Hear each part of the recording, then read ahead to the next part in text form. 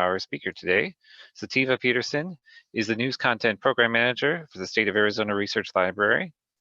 Over the past 3 years, she's helped the state digitize over 150,000 pages of historical newspapers and contributed content to Chronicling America, a national newspaper database sponsored jointly by the Library of Congress and the National Endowment for the Humanities.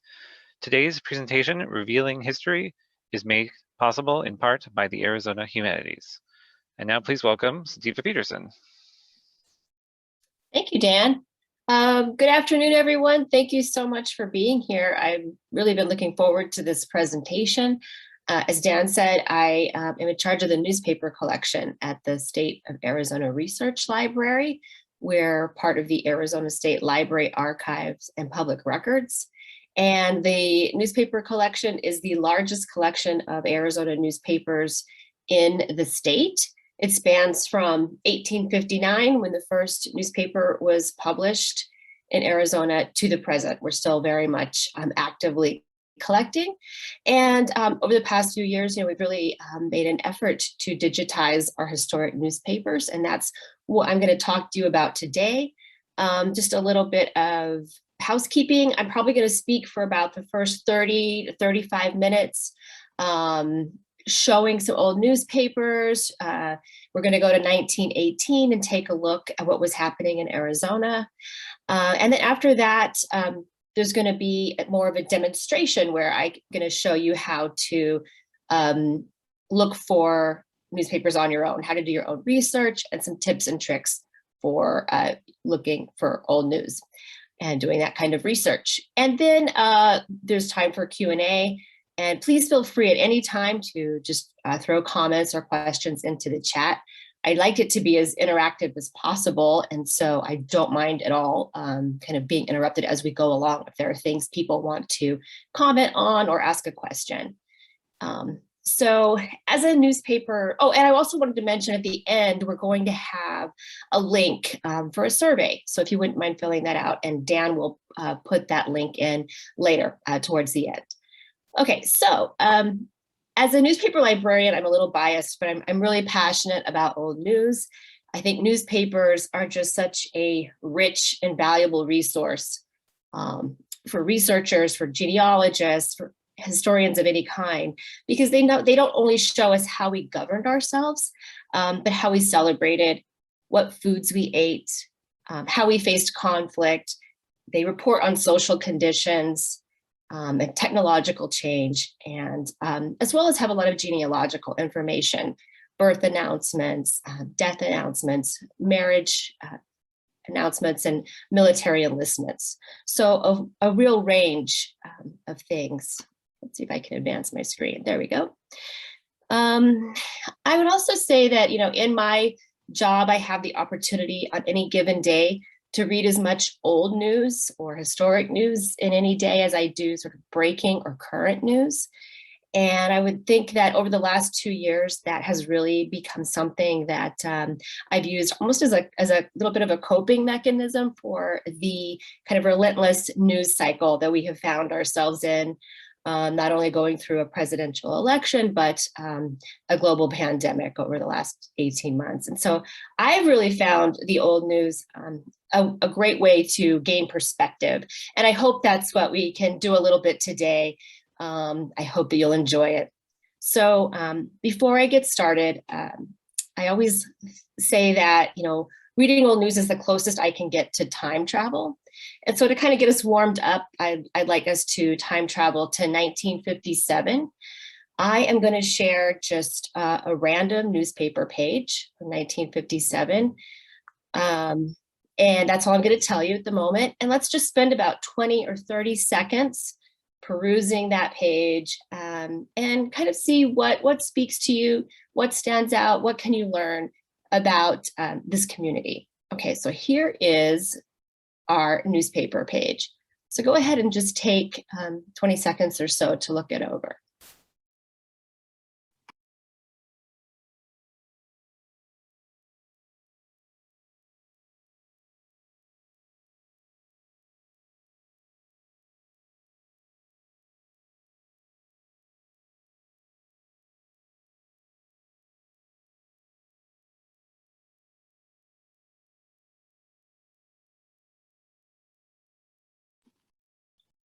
Okay, so I'll reveal now that this is a page from the Phoenix Jewish News from 1957.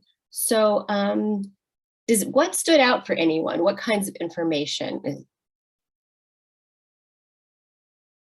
Go ahead and feel free to put it in the chat.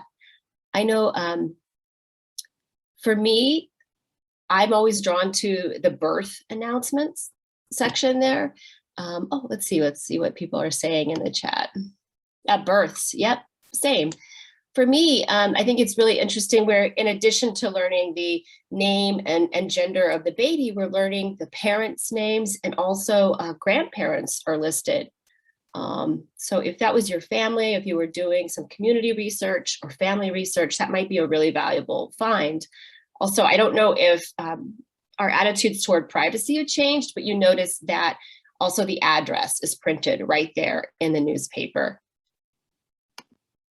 The hot dog threat, says Beth. Yeah, pizza, new threat to hot dog. I think that's really hysterical. I think it shows just a sense of humor, a little tongue in cheek. So we see humor on this page. We see the birth announcements with the addresses, also businesses, and the businesses also have their address printed. So if we wanted to continue our research, we could look at a map of Phoenix in 1957 and sort of see where in the community these businesses were located. A recipe, yes, a recipe. So we see a Passover recipe. That was another thing that was printed in the newspaper. We can see that it's some of the businesses are offering Passover greetings. There's kind of a formality to it with hostess, tableware, flowers, that kind of thing. And I'm always drawn to the leg of chicken and a matzo ball for $1.35. That sounds like a really good deal to me. So I really just wanted to show this to kind of get us primed for all the kinds of information that we can find in our newspapers that go beyond just the big headlines.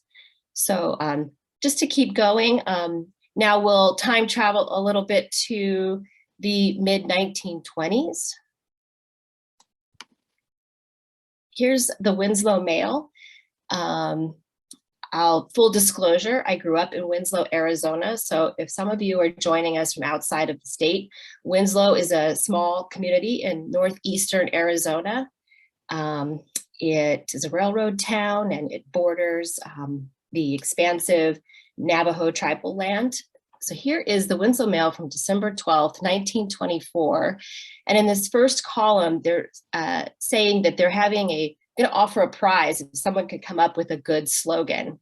And if you look at the masthead of this paper, the Winslow Mail, you'll see it says, official organ of Navajo County, City of Winslow, and the Arizona Livestock Sanitary Board, which is a little dry. It makes me think that they really are in need of a new slogan.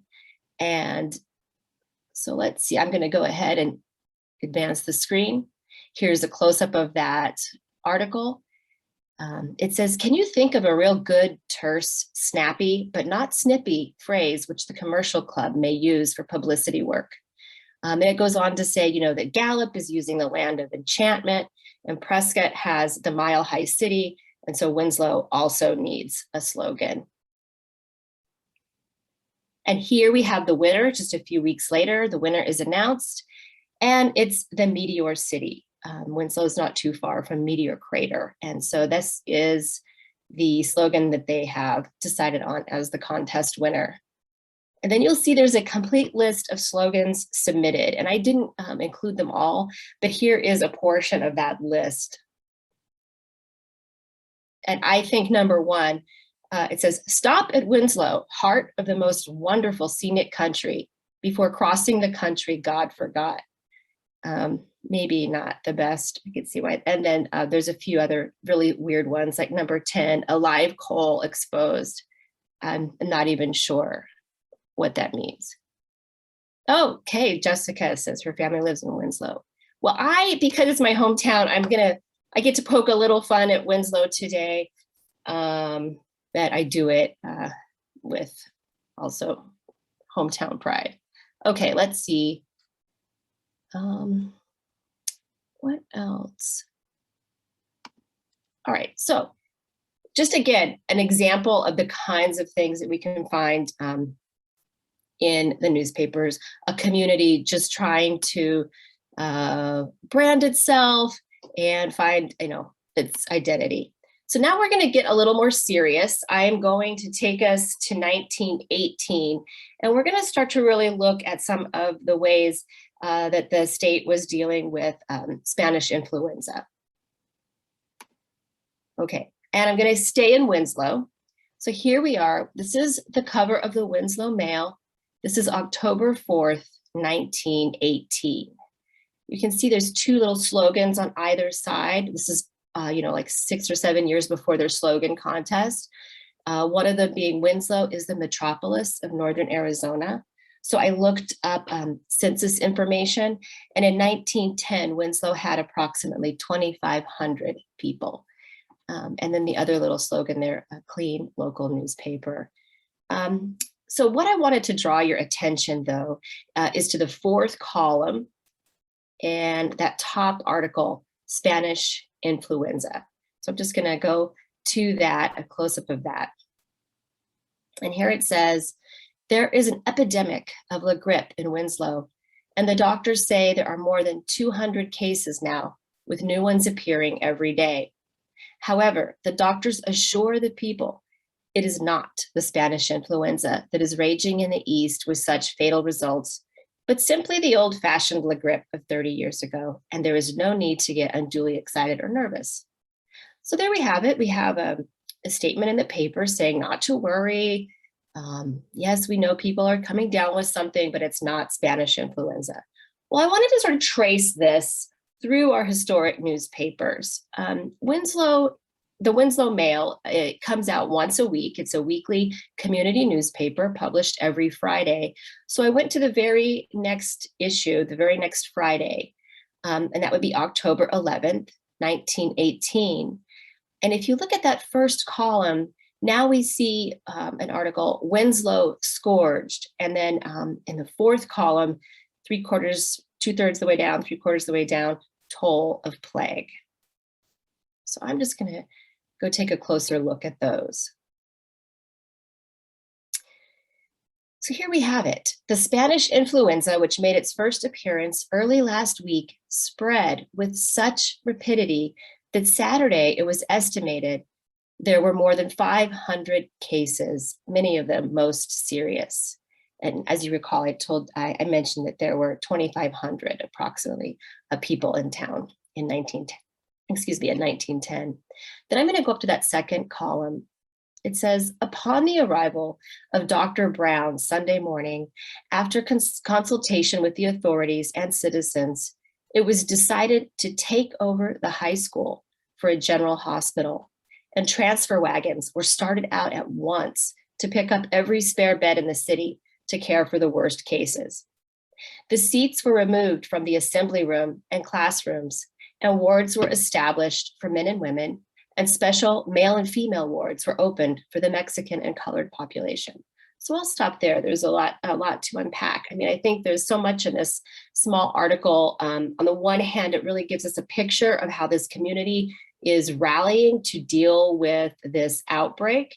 We see a complete reversal from the week before where they said it's not Spanish flu. Now it is, and we're turning the high school into a general hospital, and everyone's kind of rallying to get that done.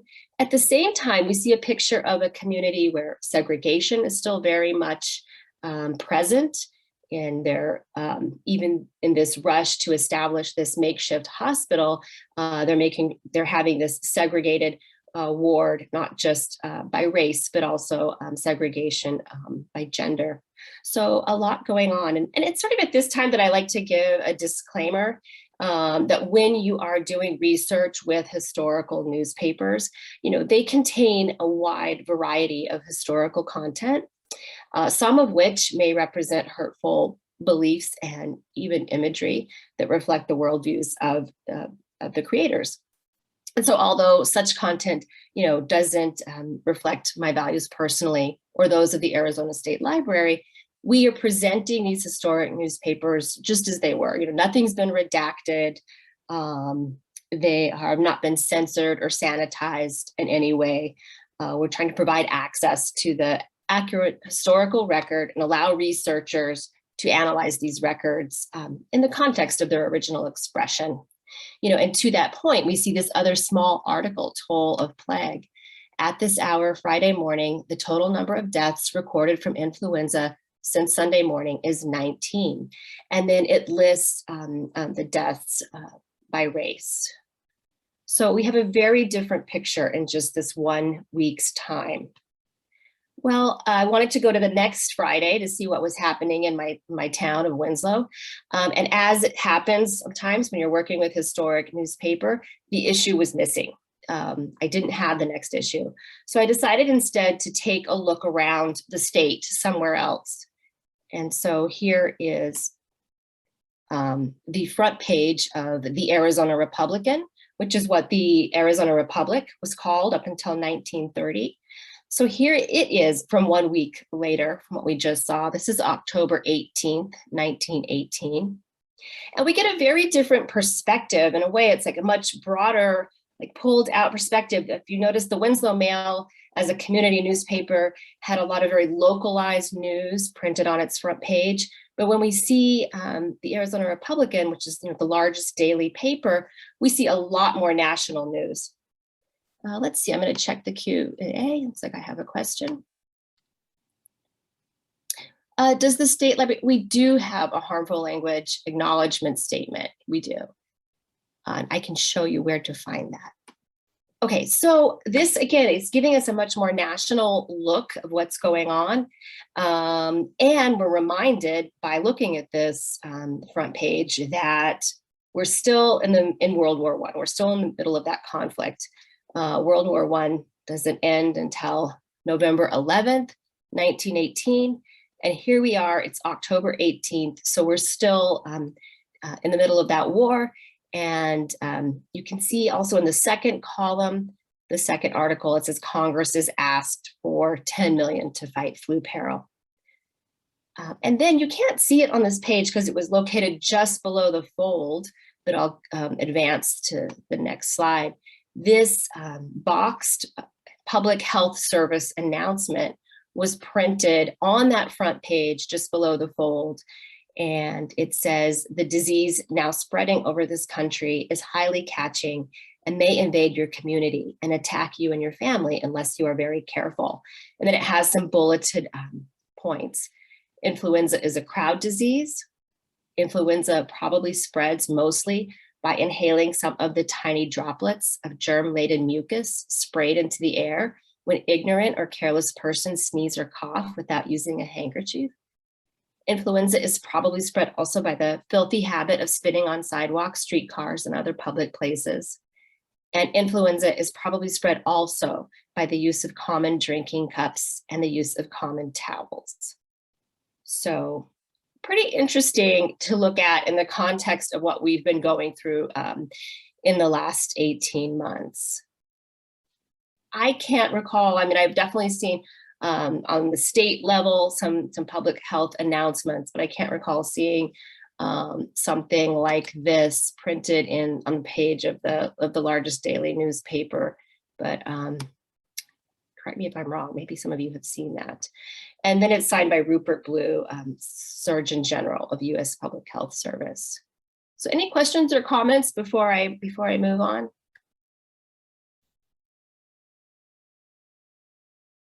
Okay. Do you want me to find where the statement, the acknowledgement was? It's on the Arizona Memory Project, and the main page, I think if you go into sort of the About section, you should see that statement, and we could just post a link or post the statement itself. Thanks, Dan. I'll try to find that. Okay. Well, moving on, I wanted to, this is the very next day. This is October 19th, 1918. I wanted to kind of continue looking around the state and see what I could find. This is the Arizona Copper Camp. It's a paper published in Ray, Arizona, which is a small mining community. And we can see that first article, 600 cases of influenza in Ray and Sonora. Here is a close-up of that article.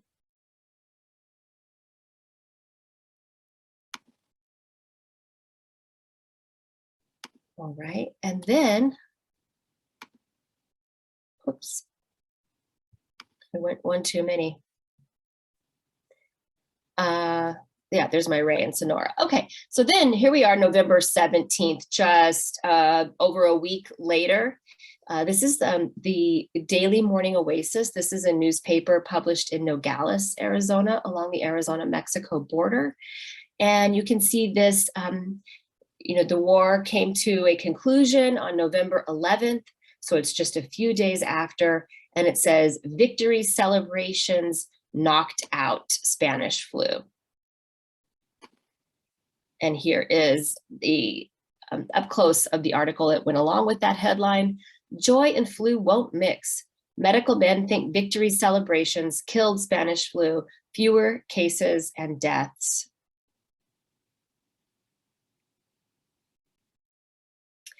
But of course, that wasn't true. It had not knocked out Spanish influenza. So here, November 26th, just a couple of days later, again, the war is behind us now.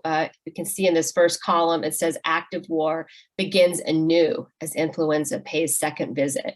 There's kind of three interesting things happening on this one page of newspaper. The active war begins anew. And then this second column, we have begin mañana, everyone must wear flu mask. Masks for everyone who appears on the streets of Phoenix beginning Wednesday morning, November 27th. No one is to be accepted, the Citizens Committee says. The order for the wearing of the influenza mask whenever a person appears on the streets of Phoenix was made yesterday afternoon following a meeting of the Citizens Committee, with the Committee of Physicians appointed at a recent meeting. So, and then very enterprising, the Eagle drugstore has placed an ad next to this announcement. And it says, if it's a flu mask you want, and it's obligatory that you have one, we have them. And so you have kind of these three articles right in this one page. And then also in that Eagle drug advertisement, towards the bottom there, it says, phone your order and it will be sent out COD, cash on delivery, so that you won't have to expose yourself to the influenza. So again, we see parallels with what we've been going through in the last 18 months, where I think we saw a real increase in people having groceries delivered or using Instacart or ordering online. And here in 1918, we might have been ordering by phone and having things delivered that way.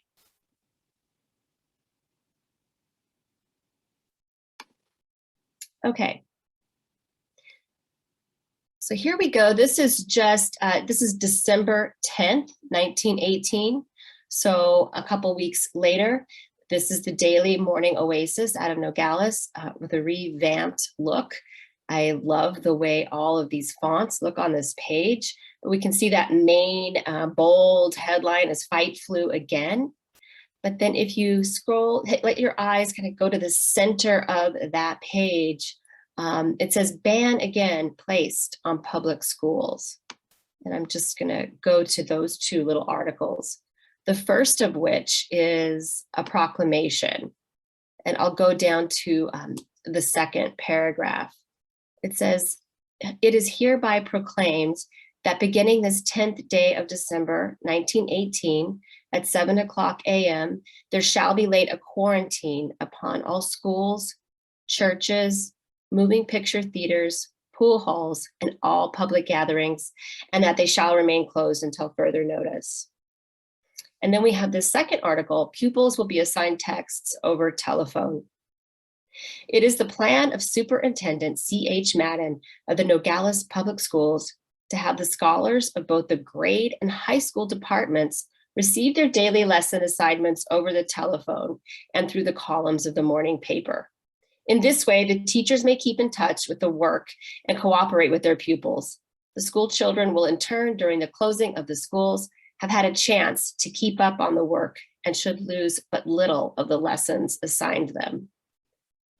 So let me know if there are any comments. Again, I think it's just very, in the last year in 2020, as we were in quarantine and children were at home, we were really engaged in conversations about, well, not everybody has access to a laptop, or not everybody has access to high-speed internet.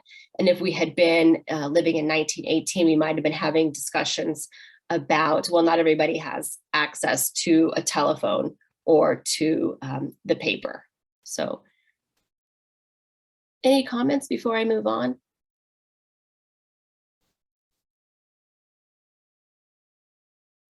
Okay. And then this article, this is a little bit later. This is from the Daily Morning Oasis, April 18th, 1920. And it says, disease cannot be embargoed. And, you know, I think when I'm working with old newspapers, I think that they can be both encouraging and discouraging. Encouraging in that it's easy to see ways in which we've made progress as a society, but then discouraging because you can see things that seem to have been with us for a long time that we still haven't figured out, particularly the othering of people. So this is an article with some strong anti-Asian sentiments around the flu, which sort of just is like like today we're sort of having the echo of the same conversation. It says our largest import from the Orient is death. And then the history of disease shows that the most virulent and deadly diseases known to the Western world have had their origin somewhere east of Suez. And then in that third paragraph, information collected by the Interchurch World Movement shows that influenza is not the first deadly disease to come from the Orient. And then it basically blames China for everything from smallpox, the Black Death, bubonic plague. And so I don't know anything about this interchurch world movement, but if I was going to continue my research, that might be where I start. Like, who were they?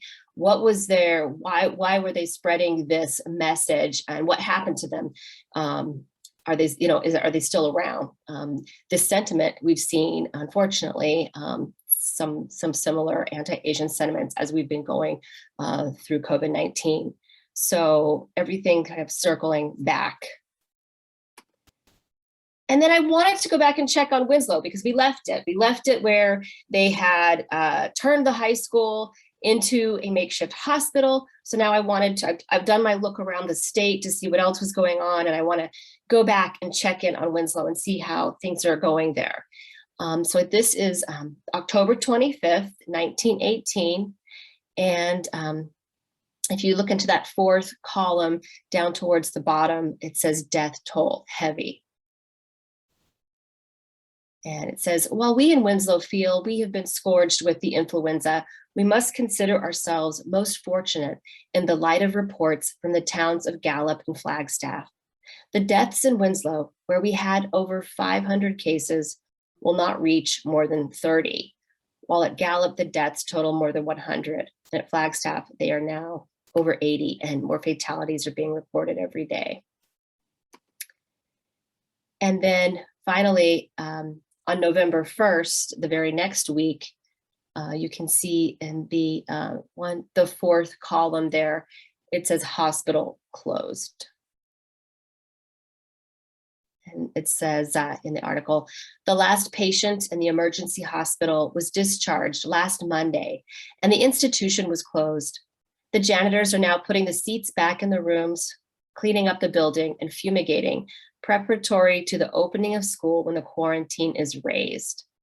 Then I'm going to skip over to the second column, second paragraph. All the beds and bedding in use at the hospital has been thoroughly fumigated, and the managers of the hospital request all persons who so kindly loaned beds and bedding to call at the schoolhouse either today, Friday, or Saturday and pick out their property so it can be returned to them. In the hurry to get the beds ready for patients, much of the stuff was not marked. So I don't know how you would feel. I think that if I had dropped off bedding, I'd probably be like, you could just keep it. I'm not sure I'd want it back. But any comments so far on some of the And what I've done is by using certain search terms, I'm able to go in and kind of trace through this one town and then throughout the state, some of the things that were happening with Spanish flu. So I'll just I'm going to stop and have a sip of water and see if there are any comments or questions before we move on.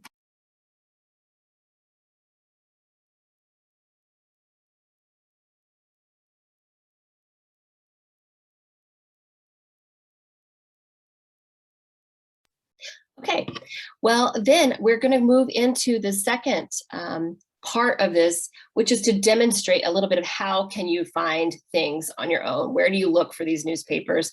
And I wanted to give resources that were free. Of course, there are subscription services like newspapers.com where you could look at historic newspapers, but they're behind a paywall. So I really wanted to focus on some free resources. And the first of these is the Arizona Memory Project. So this is where all the digitized newspapers that we have done at the State of Arizona Research Library, this is where they're housed. So I will go to that.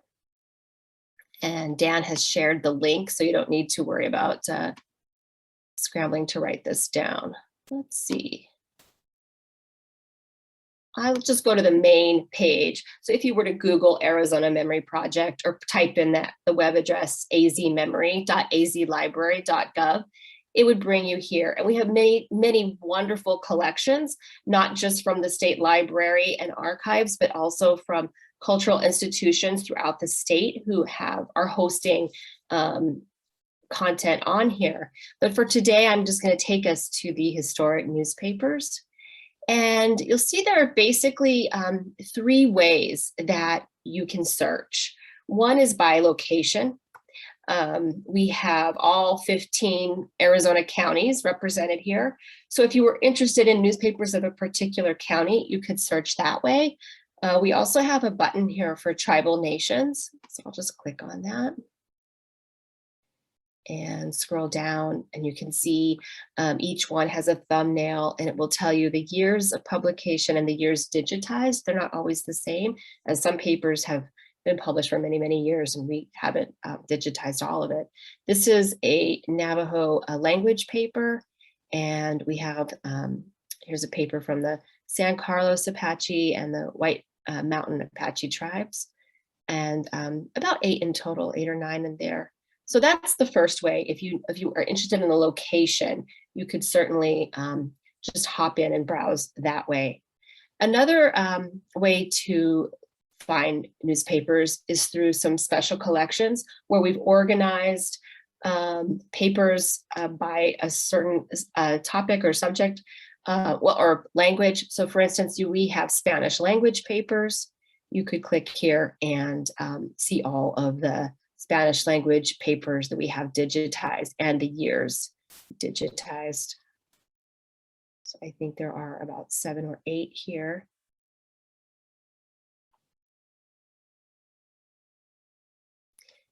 The other thing, we have other special collections. For instance, if you're interested in Black community newspapers, you could click on that button and it will take you to those titles.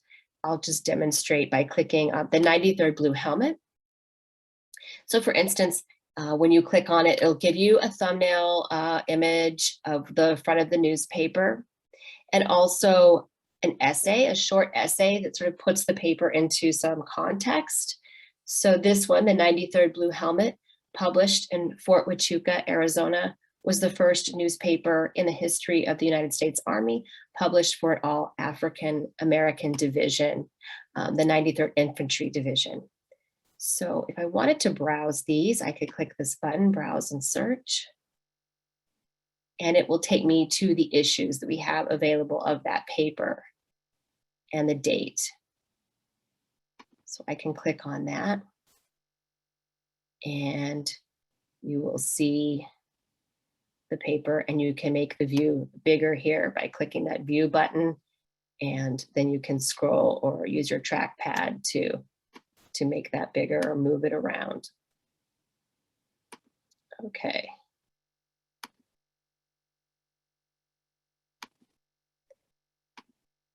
And then the third way to search is by decade.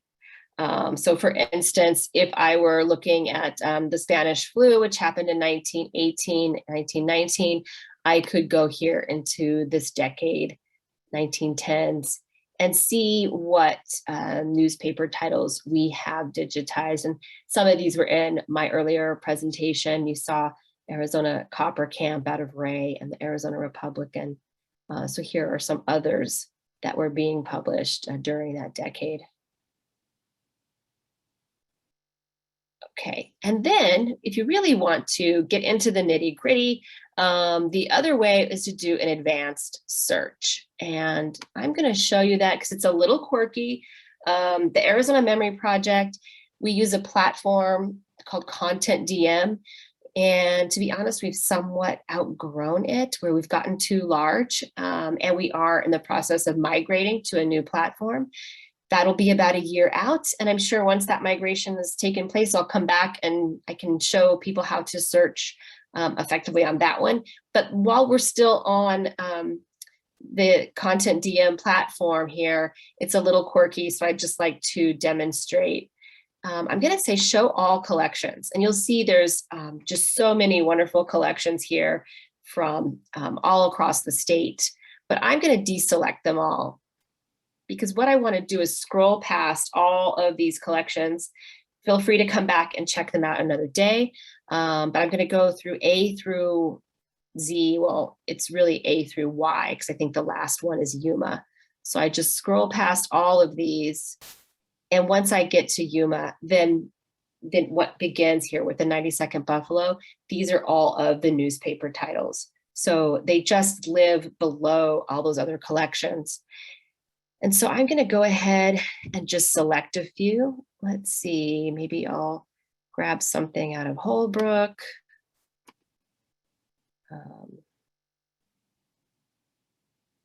Just grab a few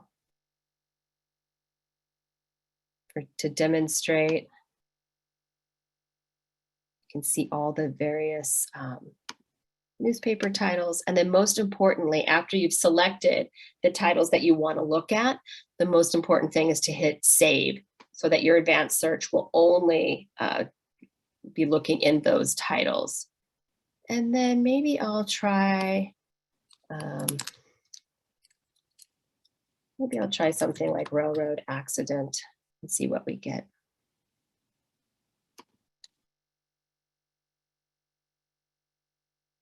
And you'll see I'm going to get all of these results. I have 1,472 results.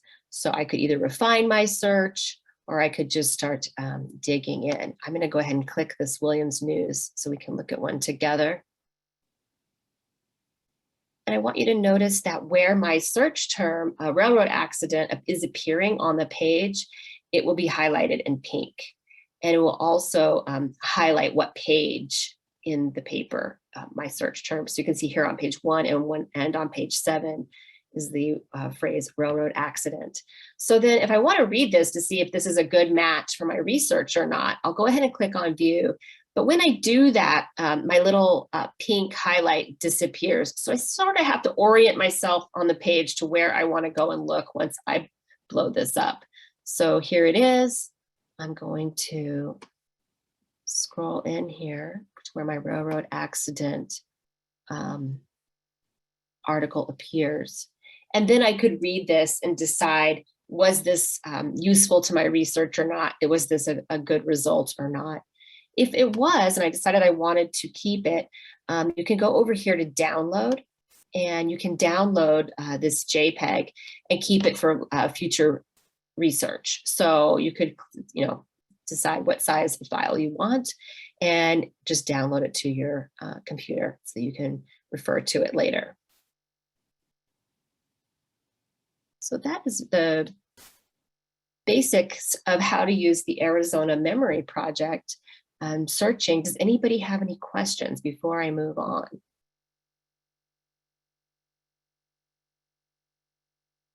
Go back to my advanced search. Maybe I'll try a different, let's try something like suffrage and see. I didn't select a ton of titles there, but here we go. So once again, I'm getting 568 results, and I could go and see if this is what I'm looking for.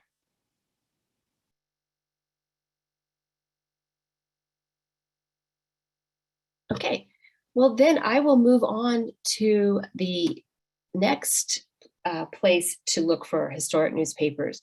So the way that Arizona has been able to digitize over 450,000 pages is by its participation in the National Digital Newspaper Program.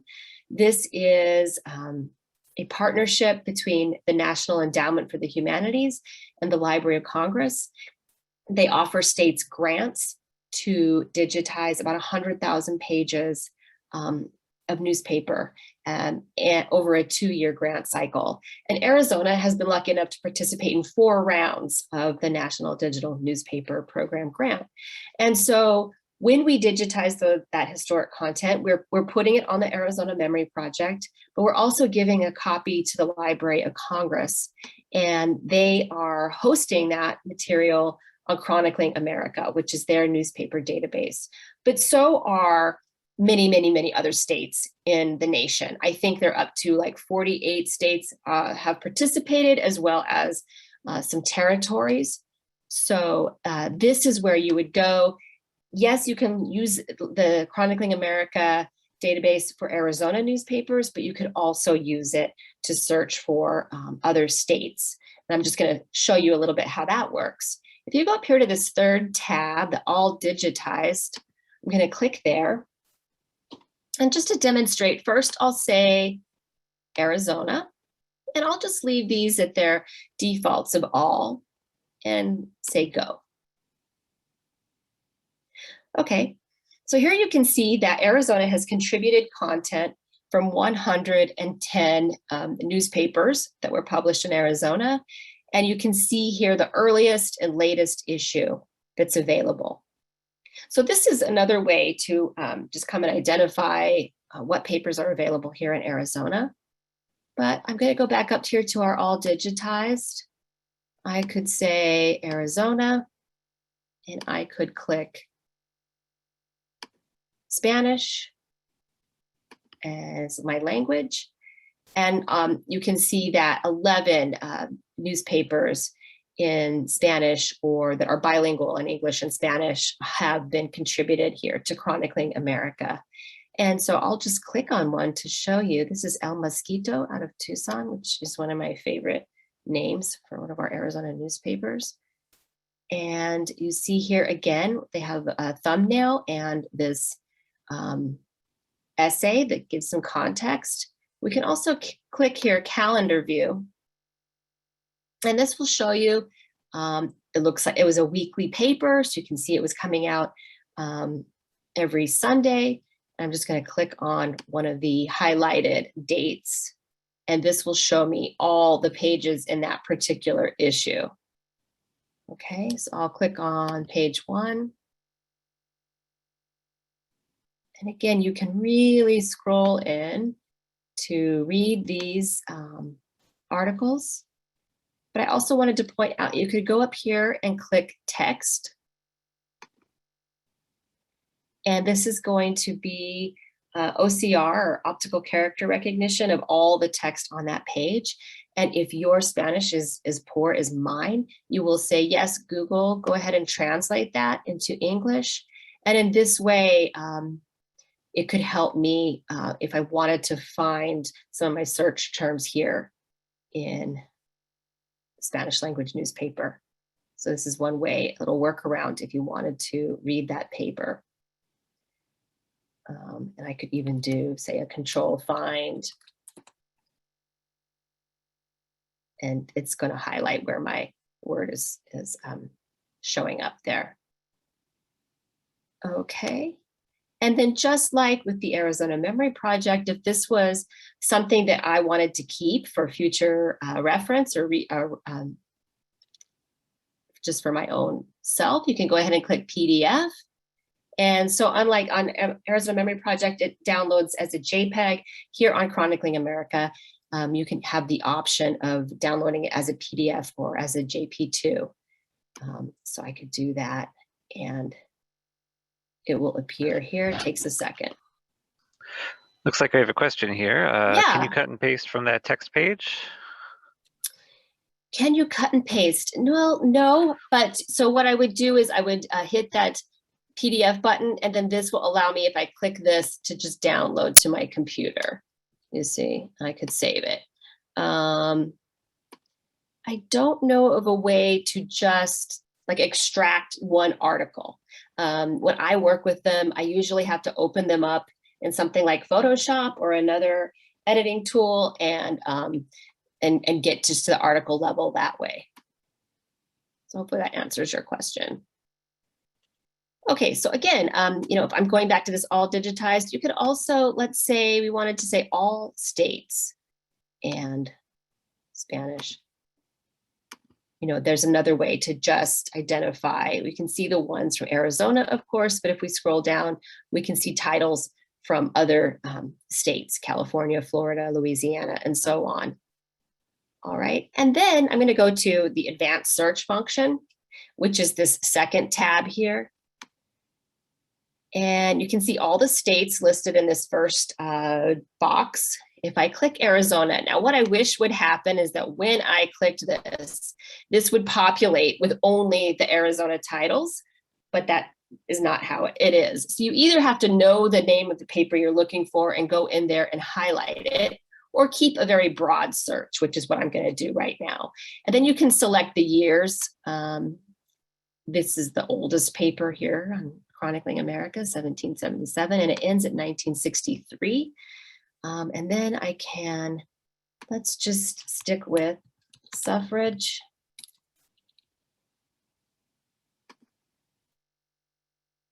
Oh, I must have done something wrong.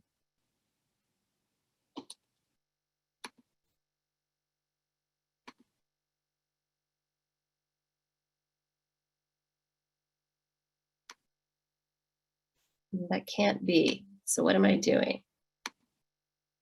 Oh, I have language Spanish. Let's go back to all. That's what was happening.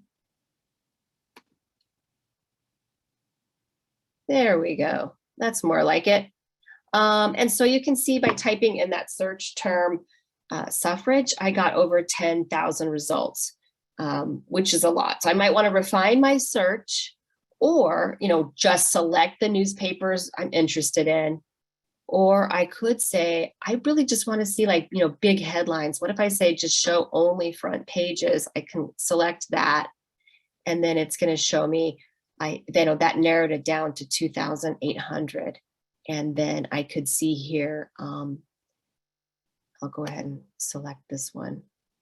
And again, you see in pink where my search term is appearing. And here we're seeing this article, Arizona and Navajo County give to Wilson and Marshall a good majority and equal suffrage carries.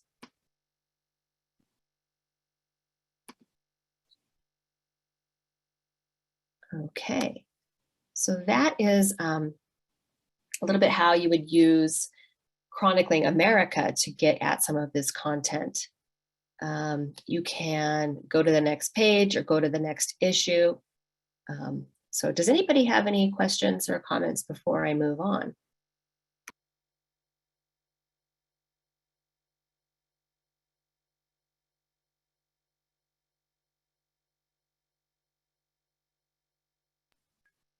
Okay, well then next I wanted to show you that just as Arizona has been busy digitizing historic newspaper content, so have other states.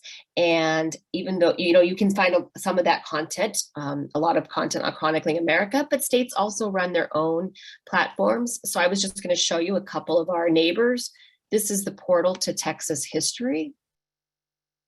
And if I scroll down, you can see here the Texas Digital Newspaper Program. And so there's similarities between all of these. So once you've kind of worked with one, it kind of helps you find how to use the others. There's usually, you could search by title, by date, or by location. And so I'll do that. I'll click title. And you can see here all of these Texas newspaper titles that you could search.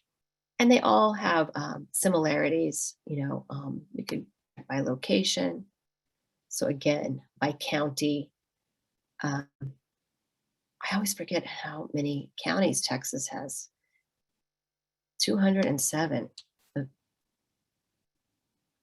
So that's how you would, so again, keep in mind, if you're looking for something that's not in Arizona and you are not sure how to find it, you could always also shoot me an email and I'd be happy to help you come up with strategies about how to find what's available in the state where you're interested in doing your research. Okay, and then just another one, whoops, let me go back, is the California Digital Newspaper Program.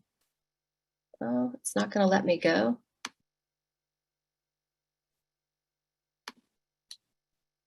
I guess not. Well, Dan will put this link in and you will have to look at it on your own because it's not letting me go there, but very similar. You can look at the digitized newspapers from California by county, by title, and by like temporal, like time, so where they're available.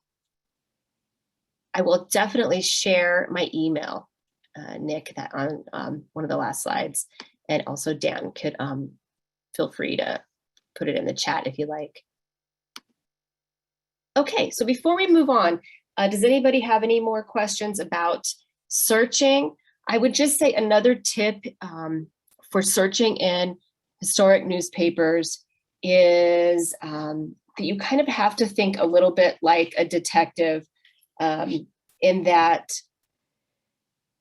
you have to understand that people probably thought differently and use different language. So we can't really always go in there with our 2021 goggles on. Sometimes you have to use search terms for language that we would consider outdated, but that might get you a better result.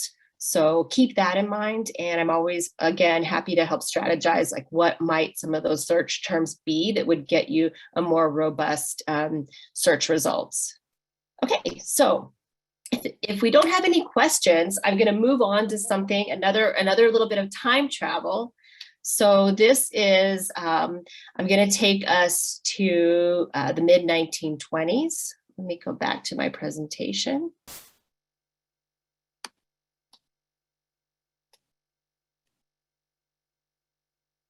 And we'll go here.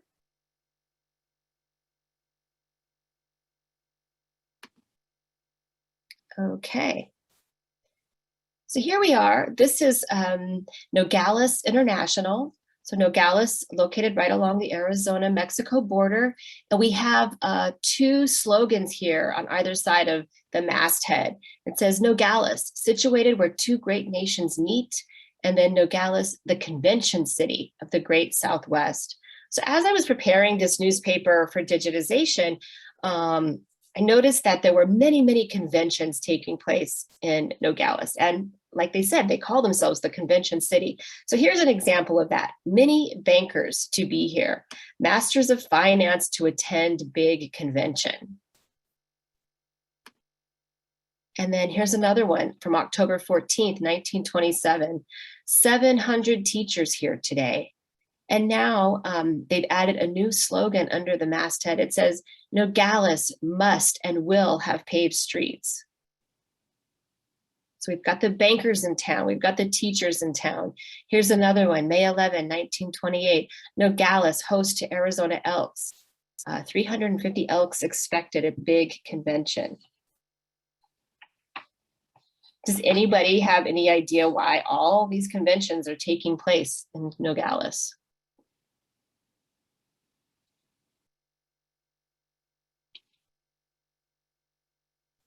Here's another one. Cattlemen arriving in city for meeting. Hotels crowded as stockmen arrive for annual meeting. So the reason being that there are so many of these large conventions taking place in Nogales is, of course, because this is during Prohibition. So national prohibition begins in January of 1920.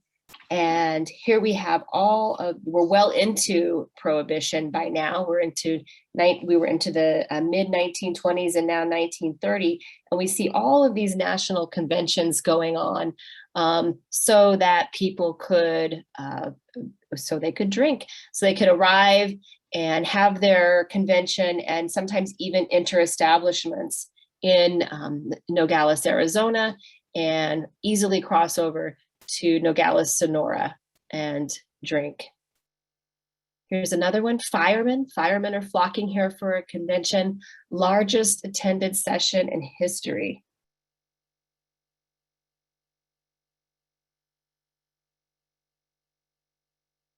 And even the accountants are getting in on this, 175 attending the state tax conference.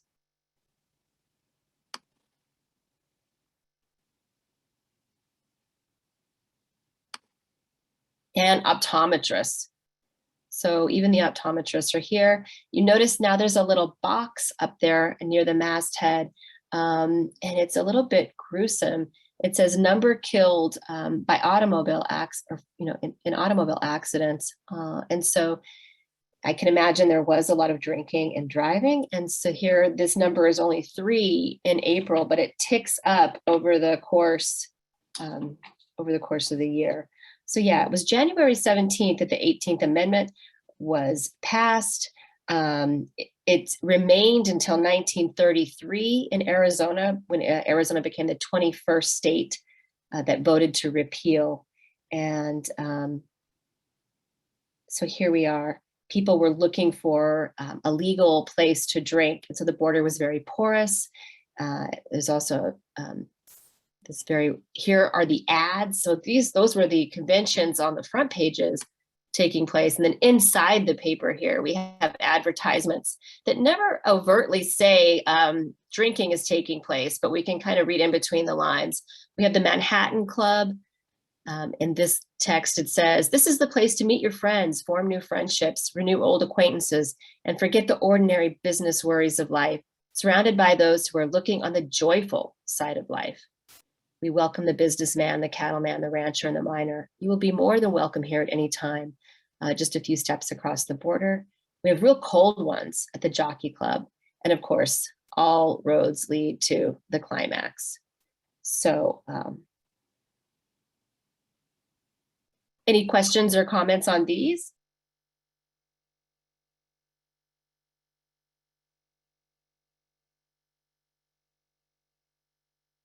Yeah, so for those looking for a legal drink, the closest place was here. And that is why we see all of these really big conventions, not just statewide conventions, but national conventions being held in Nogales, Arizona during those years.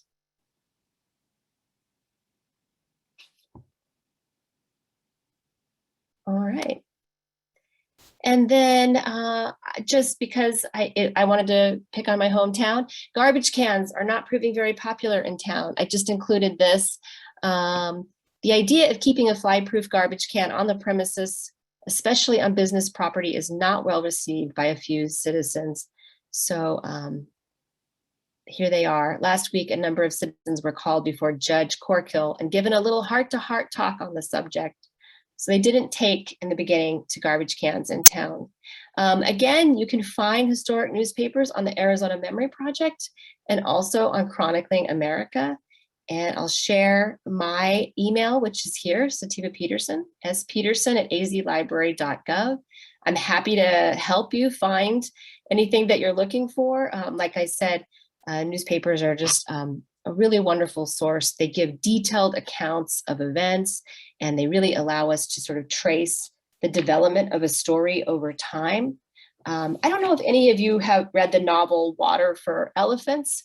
It was a novel written by an author named Sarah Gruen. And she became interested in the novel. The way she got into it, she was reading a newspaper article from a historic newspaper, and she read about famed circus photographer Edward J. Kelty, who in the years after World War I, Kelty was following circuses around the country, and he was capturing images of the performers, and really mesmerizing images. And so she sees this article and decides that's it, that's going to be the subject matter of a new novel. She says, quote, "I wanted to preserve a snapshot of that very extreme culture because it's gone," unquote. And so the book is really stuffed with authentic, largely forgotten details about life during the Depression, and the way that she was able to find those details was in historic newspapers. So they're a really wonderful resource, of course, for people working for nonfiction, but also historical fiction. And even if you're working on memoir, they can really act as a fact check. You can go back and look at the historic papers and sort of say, is it really as I remember it? And then while you're there, just looking at ads for restaurants and businesses that were in the town can really get the memory percolating, and it can really allow you to ground your work in tangible facts. So those are just some ideas about using historic newspapers. And if anybody has any questions, I'm happy to answer them now. And I'll give you a few minutes to think of them or ask me.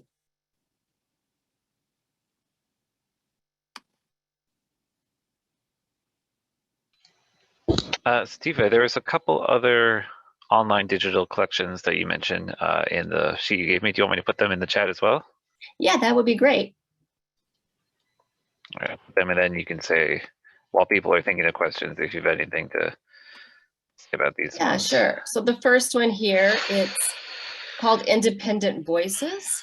Again, this is a free collection, and it says here it's an open access digital collection of alternative press newspapers, magazines, and journals, and it's drawn from a lot of participating libraries.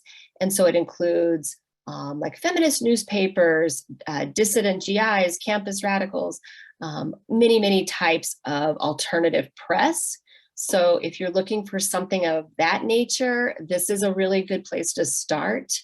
And then the other one that I mentioned here is, it's not letting me go for some reason.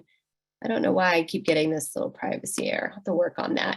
But it's called Elephant, and it has things outside of the US. So you'll see lots of titles there from newspapers published in the United States, but you'll also see some from other countries. So if you're looking for papers beyond the US, that might be a place to start. So that's just two other options, and both of those are free resources. I also just want to point out here that I just put in the chat a survey about this presentation. If you don't mind, I'll click on that before we end today, so you can let us know how we did. Perfect. Well, thank you so much for attending. And like I said, let me go back and share my email here one last time. If something comes up, if you think of something, shoot me an email and I'm happy to help. Thank you. Thanks for attending.